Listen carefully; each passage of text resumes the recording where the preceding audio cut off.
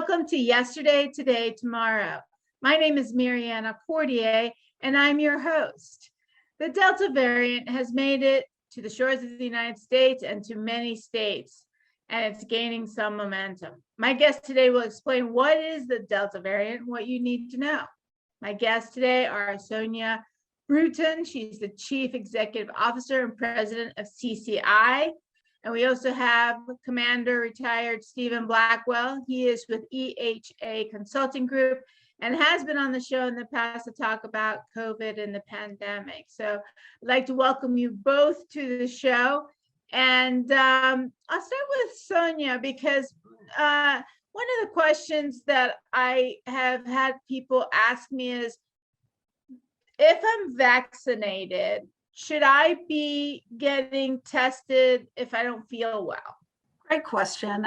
If you are vaccinated, whether you test or not test, we're still recommending that be based on symptoms or based on how you are traversing around your home and your area, the county that you live in. So for example, if you are someone who is of high risk of exposure, then regular testing is recommended. That's being recommended right now, for example, for healthcare professionals. If you are someone who's been working from home and have limited interactions, then regular testing is not recommended. Okay, and with regard to testing, are the symptoms for the Delta variant or any of the variants the same as the original COVID? You know, the symptoms for this virus have continued to evolve right along with the potency. So the consistent symptoms are those kind of flu-like symptoms. So right now, there are lots of people who, for example, are calling our office and coming in just to be sure as we are in this allergy and getting into the flu and cold season. So if you have symptoms of a cold or the flu, if you're having nasal production, you want to go ahead and get tested, as well as if you've been around someone who knows their status to be positive for COVID, we want you to come in and get tested. Okay. And where are the places that you can, in the beginning, there was tons of places to go get tested. Is that still the same, and where can we go? Yes, most of the testing sites are still available for testing. They may not have dedicated appointment days and times as we did once there was the heightened period of infestations, but you may go to the health departments, you may go to your primary care doctor's offices. All of those places are testing regularly. You can go to the labs and drop off samples. Okay, and so what do you think in your crystal ball the fall and winter is going to look like? You know, what we know is the Delta variant, once it's been introduced into an environment, spikes or has a surge. What we've seen from India and the UK, places where it hit first, is that eventually does subside. What we're expecting for the cold and flu season, similar to last year, for those who are really being vigilant about their masks, we should see those cases down because the transmission for both COVID, flu, a bad cold, bronchitis, all of those things, all those airborne infections can be mitigated by surgical or medical grade masks or N95s. And so as long as people go back to wearing their masks, we think that they'll be reduced. In terms of the variants, the things that will mitigate that or make those occurrences fewer are being vaccinated and wearing those masks, keeping the physical distance, washing your hands. And so it's really going to boil down to what is your behavior indoors. So as we move activities more indoors, then the risk of spread are higher. But remember, in order to spread the virus, you first have to have it. And one of the best ways to protect yourself against getting the virus is vaccination. Awesome. That's a really good point. Although later in the show, we'll talk about why there's resistance in wearing the mask or why it's such a big deal. But I want to talk to Stephen because I have had a lot of people ask me, what is a variant or a Delta variant? How is it different? How is it going to impact us, whether we're vaccinated or not? Can you clarify a little bit for us? You're so good at explaining things. Well, I appreciate that. First of all viruses are going through mutations constantly, and scientists such at the CDC and the state level and the World Health Organization are looking at the genomic sequences of the viruses and identifying variants. Just like anything that goes through an evolutionary process, the traits, the mutants that have the traits that benefit the virus itself in terms of transmission and keeping the virus alive are the ones that benefit the virus, are the ones that become dominant. So Delta, the viruses have been named, the variants have been named based on the Greek alphabet. So Delta, there are a number of other viruses. Delta has become the predominant one, particularly in the United States. What's been sequenced, it's over 80%, well over 80%. And it is, as was said earlier by Dr. Bruton, much more easily transmissible. And even it's been shown that even people who have been vaccinated who are asymptomatic may have enough enough virus in their nose and in their respiratory system to possibly transmit it to those primarily who are unvaccinated. So the vaccine is protection primarily from severe illness, hospitalization, and death. It doesn't totally protect you from a potential breakthrough infection or even potentially passing it on asymptomatically. So that's where the Delta variant has become, again, dominant, because it has those two traits. It multiplies quickly. There's large numbers in people's respiratory systems that are infected, and then it also takes fewer particles or fewer virus number of viruses for people to get sick. So when you combine those two, it spreads rapidly through communities that have a large number of unvaccinated people. So the key really is to to get vaccinated. And if you are eligible, if you are over 12 and don't have any other complications preventing you from becoming vaccinated, you should become vaccinated, not only to protect yourself, but to protect others and to help stop the virus from continuing to mutate and potentially mutating into something that isn't controlled by the current vaccinations that we do have out there approved in the United States. So there are folks out there that have concerns about the vaccine, or maybe it's a religious issue, or they have a health issue that perhaps does not permit them to get a vaccination. For those folks, is there something they can do to help avoid getting sick? As was said earlier, wear your mask, wash your hands, practice all of the social distancing, physical distancing that we've used as public health guidelines throughout this pandemic. Certainly talk to your healthcare provider specifically in terms of your own health issues, as if that's the reason why you can't be vaccinated. And again, avoid large gatherings, indoor spaces where you might be exposed in places that particularly have bad ventilation as well. So those are all factors in terms of the transmission and the potential transmission. So I was going to ask you one more question about the news reporting that the United States has about 60% of its population vaccinated and 40% is not, and the concern that we don't have enough people vaccinated for the herd immunity. And when we spoke earlier, you clarified what that number really means, as in the groups in the population that are and are not. Can you clarify that for the audience? I took a quick look at the numbers today, and I'll just kind of paraphrase them. 65 and older have a much higher vaccination rate. So the ones that are at most risk or have been at most risk to the previous variants, and Delta does affect younger people strongly as well. So that's a factor. But what brings down the numbers primarily in terms of percentage of people that are vaccinated are those 12 to 18-year-olds. That's really the population that is under vaccinated right now, and that we need to reach out to primarily with information and get them to places where they can want to get the vaccine and can get the vaccine. So Sonia, you have a number of hats you wear. One, you're the CEO of CCI and president. The other is you're very involved in public health.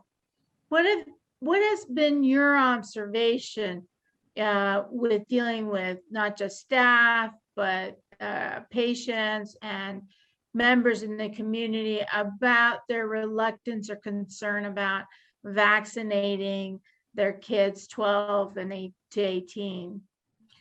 You know, what we're hearing is the first thing is fear of introducing something foreign, fear of introducing the actual illness into your child's body has been the biggest concern that has been raised. And so because there is a myriad of reactions that folks have once that they do get vaccinated. I, for example, had no symptoms, not one, didn't miss a beat. I wasn't even sleepy. Someone else may have had prolonged symptoms after having just had the shot. And so because it's not known how somebody's body will react, there seems to be a greater hesitancy for parents to do anything that might even temporarily make their child sick. And what we've been trying to educate them on is any level of discomfort or lethargy that may come. And those are the main symptoms. People have some pain at the site of the actual administration of the vaccine because it's administered into the muscle. Some soreness can happen there and tiredness, fatigue. There are other symptoms that others can manifest, but those are few and far between. And so that's part of it.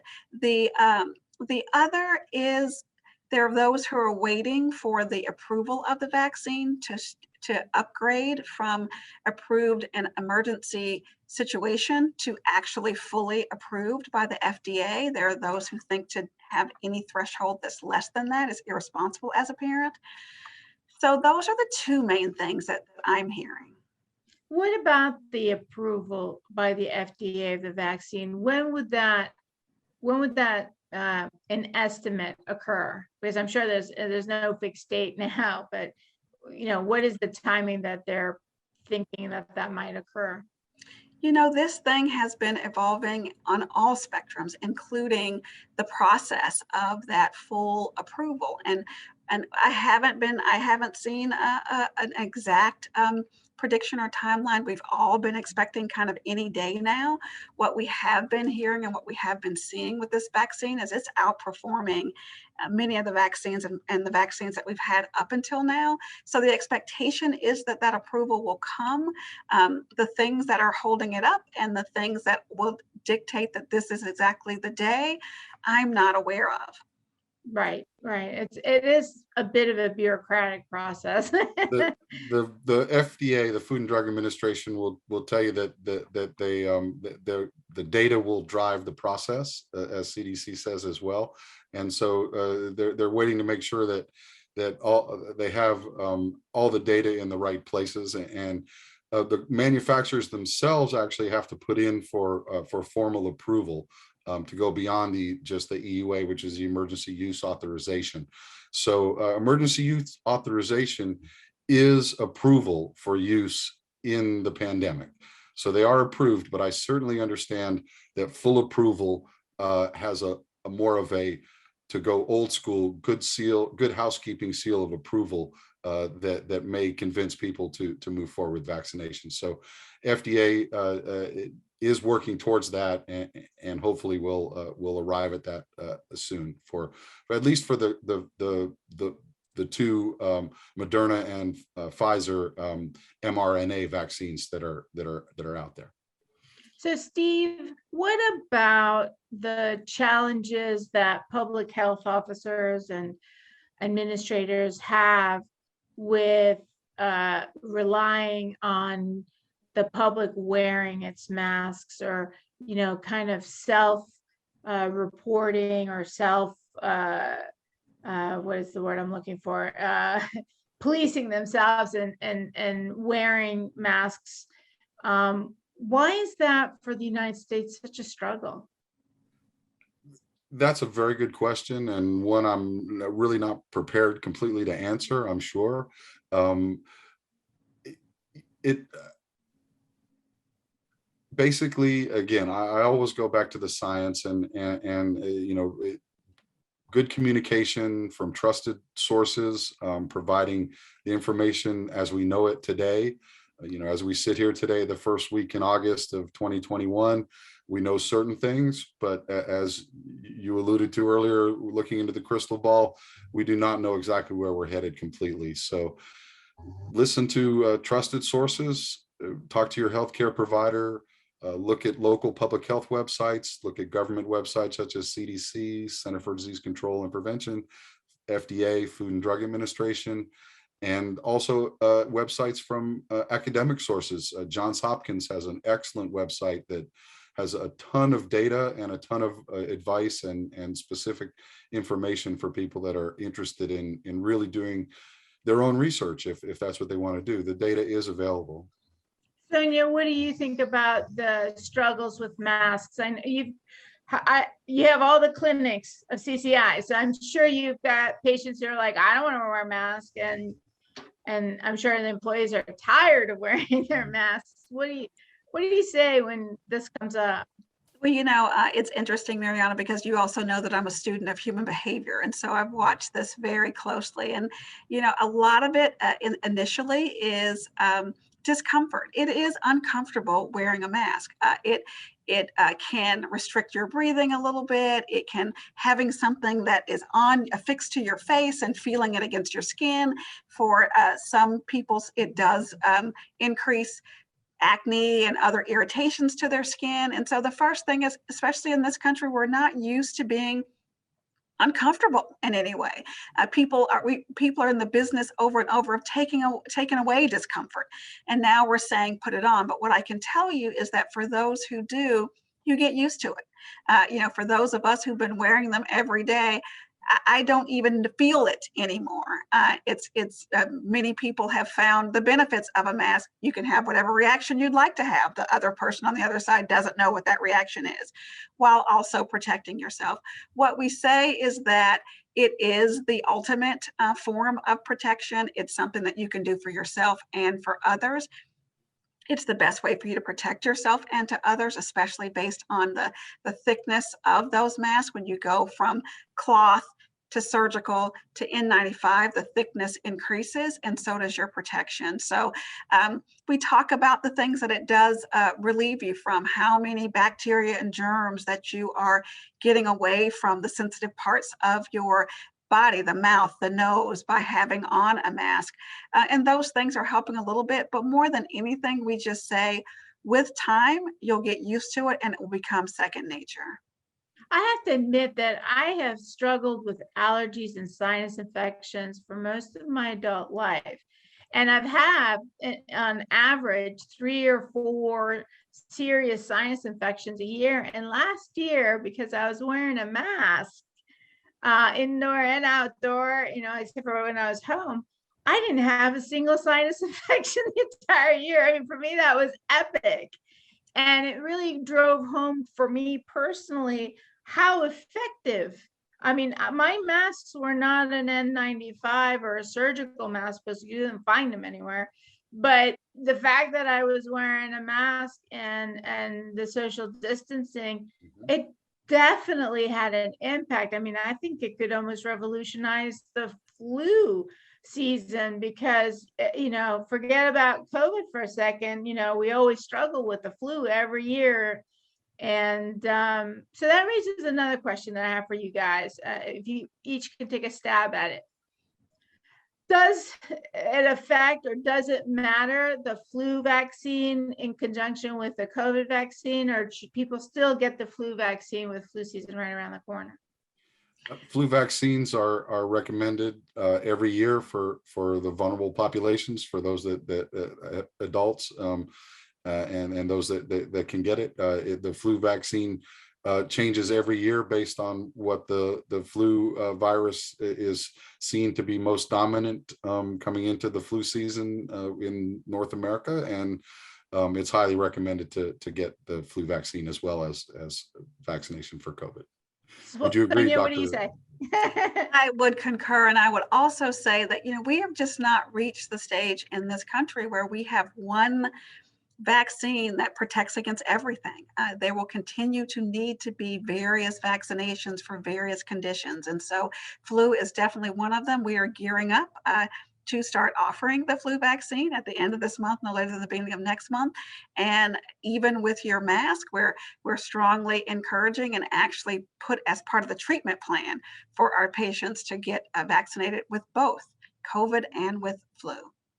Is No. talking about the difference between public health measures like wearing masks and physical distancing and physical barriers and ventilation systems and things like that, and the difference between those actions that we can all take, washing our hands, and actual personal health decisions such as getting vaccinated and in terms of both flu and COVID vaccines. So they go hand in hand, so to speak. The public health measures and the personal health measures that you can talk to your doctor about, or your healthcare provider, and also follow the guidelines and recommendations from public health officials and good public health practices will help keep you healthy and well through both flu and pandemic times. So I've got a zinger for you guys. Let's see who can take a shot at it. What are the chances, or is there an expectation for the next variant to, follow the process that the Delta variant has? And I know we don't know if those vaccines will still be effective. We're assuming they will be because of their history, but what do you guys think about the possibility and how that's going to work out? I'll jump in first. I think it's obviously an unknown, but what will impact that, or what will have a positive impact is if we can control the spread and have more people vaccinated, we'll have fewer chances for the virus to mutate. So if we have fewer chances for it to mutate, there'll be fewer chances for it to mutate into something that we can't control currently. But the likelihood that there will be an additional vaccine at some point is probably pretty high. But the more we can get people vaccinated now with the current vaccine and control the variants that are out there now, the less likelihood that that'll be on the horizon immediately or in the near future. Sonia? I would just say that I hope this situation has taught all of us that scientists are superheroes. And what I can say is that part of the reason that we were able to respond so quickly when this outbreak hit is that scientists have been anticipating these things. And in fact, it's their job to look ahead and to look ahead, planning from our best behavior and from our worst. And so I will say there's scientists right now who are sitting in rooms preparing for what might be next. And so we don't want to test that. We want it to stay their little fun games in their labs. But if something happens and we continue to have different outbreaks with more intensity and more mutations, I trust our scientists. They'll have something to bring to bear. The effectiveness of it will rely on us. When do you think we can breathe the sign of relief that we can really get back to normal? Because I know everyone's talking about we're back to normal now. I don't buy it because we've got so many things up in the air and we don't know what this winter is going to look like. And to be honest, just time will tell, right? Because we've only just done this for a year. It feels like 5, but it's only been a year. So what do you think about the people's stamina or ability to withstand, this new normal for a lot longer? And each of you get a minute to answer. So Steve, real quick, since you always go first, you go first real quick. Well, as was just said, we need to trust the science, and we need to work with local officials and do what we can to continue the public health efforts. I don't know. I don't have that crystal ball to look into the future. But I do know, as was just said eloquently, that we will have we will have an approach from a public health and personal health and healthcare standpoint to deal with the future. Awesome. And Sonia, what do you think real quick from the I just think behavioral Yeah, perspective? when we remember that we're empowered to make a difference here, a difference will be made. And I said, so the biggest thing is for us to continue to drive just how we behave. And part of the way we need to behave is always washing our hands, to keep safe distances, and when we're in high periods, to wear something that protects transmission of fluids. That's awesome. You guys really rock. I really appreciate you coming on. And I know that sometimes, people are totally overwhelmed and tired of hearing about COVID, and now we've got the Delta variant. But this is super important for everyone to listen to and to take into consideration. And for those of you who are not vaccinated, no criticism, just go ahead and wear your mask just to keep yourself safe. We would hate to see you all get sick or end up in the hospital. And we certainly don't want to tax our hospital system, because that we need the hospitals to be working. So I really appreciate everything you guys have said. Until the next time you guys come on, thank you so much. I'd like to thank my audience, and you can find us on YouTube. You can find us on Instagram, Facebook. Check us out.